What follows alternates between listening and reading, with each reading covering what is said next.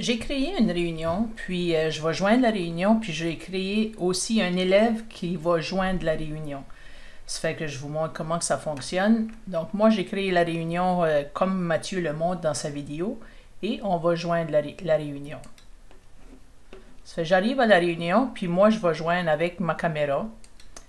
Puis, je peux aussi changer mon arrière-plan. Ça fait que je vais juste cliquer ceci à côté. Vous allez voir, on peut placer des arrière-plans sur la caméra. Je vais juste placer un arrière-plan différent ici.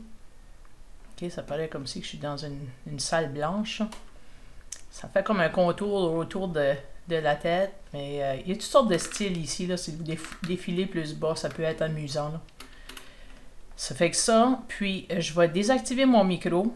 Puis la raison pourquoi je désactive mon micro, c'est que je veux activer le micro de l'élève, puis bien sûr, on utilise le même ordinateur, ça fait que ça ne pourra pas fonctionner. Dans ma vidéo, je vais activer le micro. Excusez, je vais activer le micro de l'élève. Il faudra que j'arrête de parler parce que sans ça, ça fait un genre de feedback ici. Ça fait que je vais juste vous démontrer une certaine situation, puis j'arrêterai de parler, puis je vais juste démontrer. Ça fait qu'ici, je vais joindre la réunion avec ma vidéo, ma webcam, puis l'arrière-plan qui est choisi, et sans micro. Ça fait que je joins maintenant. Ça fait que ça, c'est la réunion, c'est moi. Ce que je vais faire maintenant, je vais aller faire joindre l'élève à la réunion.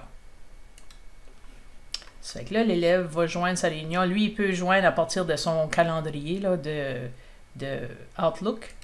Ça fait que lui, il va faire Rejoin. Puis on ferme le micro. Puis on ferme. Puis là, ça met, lui, c'est en anglais, là, parce qu'il n'a pas changé ses paramètres. Someone in the meeting should let you in soon. Ça fait que s'il change les paramètres de son team, ça devrait changer en français, ceci. Ça fait que de mon côté, je devrais voir que quelqu'un attend pour entrer dans la salle. Ça fait qu'ici, l'élève 3 patiente dans la salle d'attente, choisit de le faire entrer. Ça fait que moi, bien sûr, j'ai choisi les paramètres qu'ils doivent attendre dans la salle d'attente. Puis la raison pourquoi j'ai choisi ça, c'est si je décide de sortir un élève de la classe, il faudra que je coche pour le faire entrer. Puis si je coche pas, ben il ne pourra pas entrer. Ça fait drôle autour de la tête, là, mais en tout cas, c'est différent. Ça fait que je vais faire entrer l'élève. OK, donc vous voyez, quand l'élève attendait pour entrer, il y avait un point ici, un point rouge là, qui disait, c'est comme une alerte pour attirer mon attention. J'explique un peu, OK, j'ai ma vidéo ici que j'ai pu activer, ma webcam, mon micro. Là, tout de suite, il est fermé. Ici, c'est les partages que je peux faire. Partage d'écran, puis partage de tableau blanc. Ça fait ici, si j'avais une présentation PowerPoint ou quelque chose que je veux montrer aux élèves, une page web, n'importe quoi, je peux partager ceci avec les élèves. Ça fait que ça, c'est partager mon écran. Puis, on peut choisir le bureau ou une fenêtre quelconque qu'on aurait quelque chose dessus comme une présentation PowerPoint. Vous voyez ici, s'il y a des PowerPoint, il sera affiché ici.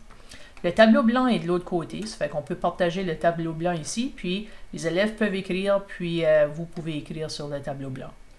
Ça fait que ça va pour les partages. Ça fait que je clique de nouveau sur partage pour arrêter le partage. OK. Les 3 petits points, on a plusieurs options dans les 3 petits points ici. On a affiché les paramètres de l'appareil. Ça ici, si je veux vérifier mon micro, mes haut-parleurs, tout ce qui fonctionne sur mon ordinateur pour la réunion, pour voir si ça fonctionne bien. Ça fait que ça, c'est les paramètres. J'ai fermé la fenêtre tout de suite après. Afficher les notes de la réunion. Je peux afficher des notes dans la réunion, puis les élèves peuvent prendre des notes ici aussi, comme vous pouvez afficher ce que vous discutez, puis ça peut être expliqué en même temps ici, les notes, puis les élèves auront accès à ces notes-là après la réunion. Ça fait que je vais la fermer de nouveau, les notes de la réunion. Ici, je clique de nouveau les 3 petits points. Afficher les effets d'arrière-plan, ben ça, c'est ce que je vous ai montré tantôt, là. Ça fait que si je voulais changer un effet, je peux changer. On va en prendre un autre. Ici, on peut bien s'amuser avec ça, là. ces effets-là. Ça fait que là, je suis dans un monde Minecraft. Puis, c'est ça les 3 petits points. Activer les sous-titres, ben ça c'est en anglais uniquement, ça fait qu'on va laisser ça faire. Le clavier, c'est pour quelqu'un, si on voulait appeler quelqu'un pour rejoindre la réunion. Puis ici, je veux enregistrer la réunion. Mettons que je fais une présentation aux élèves, je suis en train d'expliquer quelque chose, puis j'aimerais rendre ça disponible pour que l'élève puisse le regarder de nouveau. Ça fait que je peux faire l'enregistrement de la réunion. Si je démarre l'enregistrement, j'aurai un message qui va dire qu'il faut que j'avertisse les participants que j'enregistre la réunion. Puis, bien sûr, mettre fin à la réunion, c'est la même chose que raccrocher ici. Ça fait que c'est ça pour les 3 petits points. On a un nouvel outil, ça fait que je vais aller vous montrer du côté de l'élève qu'est-ce qu'il voit présentement. Ça fait que je vais brancher comme l'élève. L'élève me voit dans un monde Minecraft, puis là, je joue le rôle de l'élève. Puis lui me voit, puis il m'entend parler, mais c'est lui qui clique ici. Ça fait que l'élève va cliquer sur sa main, okay, pour montrer qu'il y a une question. Ça fait que moi, de mon côté, je vais aller vous montrer qu'est-ce que je vois comme enseignante. Ça fait que je vois qu'il y a une main qui est levée, puis c'est l'élève 3. Puis, si je clique ailleurs, là, ça disparaît, ça, là, élève 3. Ça fait qu'on va dire, je ne sais pas quel élève qui a levé la main, mais il y a une façon de le voir. Ça fait que j'y arrive à cette partie-là. Ça fait que ça, c'est la main levée, c'est nouveau. Les élèves ont ça, ils voient ça, puis ils peuvent lever la main s'ils ont des questions. Ici, la conversation. Ça fait que les élèves peuvent écrire ici. S'ils n'utilisent pas leur micro, ils peuvent écrire ici puis communiquer pendant la réunion. Ceci s'affiche tous les participants. Ça fait qu'en affichant les participants, je sais tout de suite qui a levé la main parce qu'à côté de élève 3, qui serait un nom d'élève pour vous, là, moi j'ai des élèves 1, 2, 3, 4, 5, mais pour vous, c'est des vrais noms d'élèves. Ça fait qu'à côté d'élève 3, je vois qu'il y a une main levée, ça fait que je sais que je peux lui poser la question, qu'est-ce que je peux faire pour toi, comment puis-je t'aider. Ça fait que, comme vous voyez tout de suite, l'élève 3, le micro n'est pas activé. Ça fait que ce que je vais faire, je vais aller prendre le rôle de l'élève 3, je vais activer le micro, je ne vais rien dire, puis je vais revenir comme enseignante, puis je vais muter son micro. Ça fait que je fais ça tout de suite, mais je ne peux pas parler pendant que je le fais. Ça fait qu'il va falloir me suivre. OK, là, je suis dans le rôle de l'élève, j'active son micro, puis là, j'arrête de parler.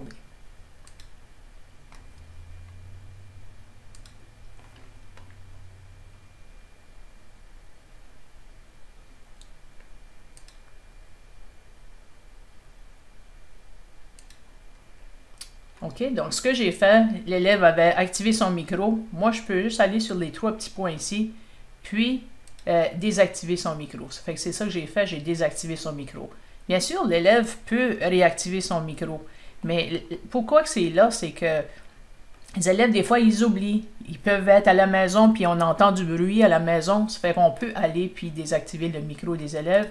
Puis, si on a tous nos élèves ici, s'il y a une barre sur le micro, on sait que le micro est désactivé, ça fait que le bruit vient probablement pas de cet élève-là. Ça fait qu'on peut voir quel élève que le micro est activé. Même chose pour baisser la main, on peut répondre à l'élève, puis on peut baisser la main de l'élève, puis l'élève peut lui-même baisser sa main, ça fait que ça c'est quelque chose qu'on peut faire en cliquant les 3 petits points à côté de l'élève. Je peux même changer le rôle de l'élève, le désigner comme participant, parce que moi j'avais mis, je me semble que j'avais mis que j'étais la seule qui présentait.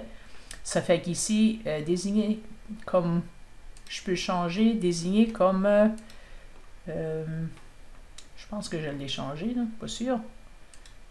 Ah, je l'avais désigné comme présentateur, puis là je viens de le changer comme à participant. OK.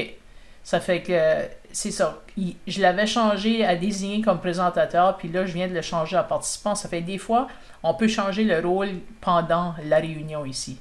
Ça fait que s'il a participé, il a présenté quelque chose, puis il a fini, je peux le remettre, pour pas qu'il ait de droit à fermer d'autres choses, je peux le remettre comme participant, puis il a les mêmes rôles que le reste des élèves. Je peux même le supprimer. Si l'élève dérange dans la classe, je peux le supprimer.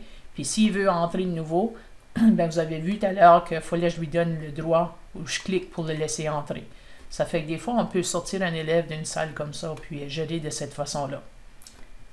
Ça fait que là, bien sûr, il nous reste Euh, la- les participants sont là, OK. Ben, il nous reste à fermer la réunion. Ça fait qu'ici, si je vais sur les trois petits points, si j'avais enregistré la réunion, ici, j'arrêterais l'enregistrement. Puis après, je peux mettre fin à la réunion. Ça fait que je mets fin à la réunion. Je vais juste cliquer ce bouton-là. Voulez-vous mettre fin à la réunion? Terminé.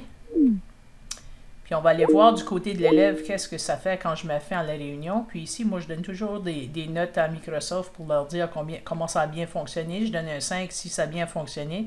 Je vais aller voir du côté de l'élève. Puis quand je choisis de mettre fin à la réunion dans le menu, ça ferme la réunion pour tout le monde. OK? Tandis que si je choisis juste le raccrocher, le bouton rouge pour raccrocher, eux, ils peuvent rester dans la réunion. Ils peuvent encore être là. Ça fait que si je mets fin à la réunion, c'est fini pour tout le monde.